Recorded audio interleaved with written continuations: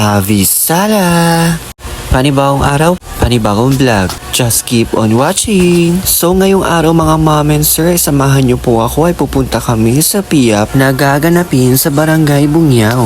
At dito nga mga mom and sir, nagsisimula na ang parade dahil nga po magpaparade muna bago ang event. At alam niyo ba mga mom and sir, ay 13 barangays ang sumali dito.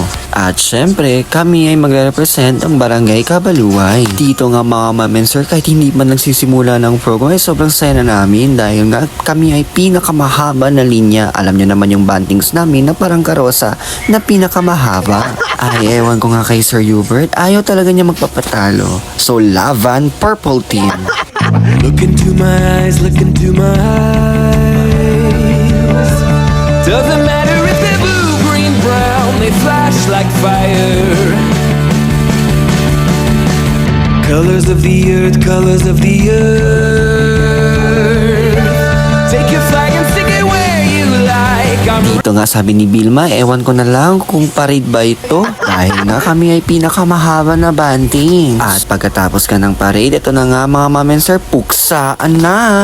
Reaching higher.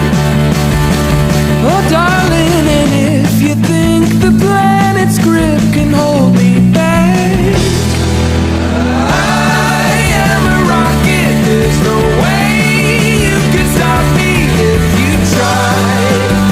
I never felt so free as I do right now, no way that I'm ever. Alam niyo naman mga mom and sir, basta ang Kabaluay hindi magpapatalo sa mga puksaan na ito. Dahil ito talaga ang gusto namin ay nagpupuksaan.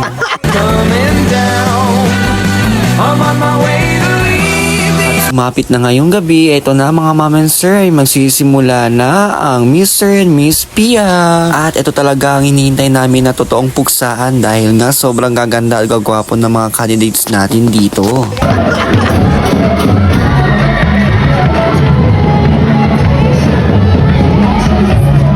So hanggang dito na lang tayo mga mom and sir. Don't forget to follow, like, and share this vlog. See you on my next vlog.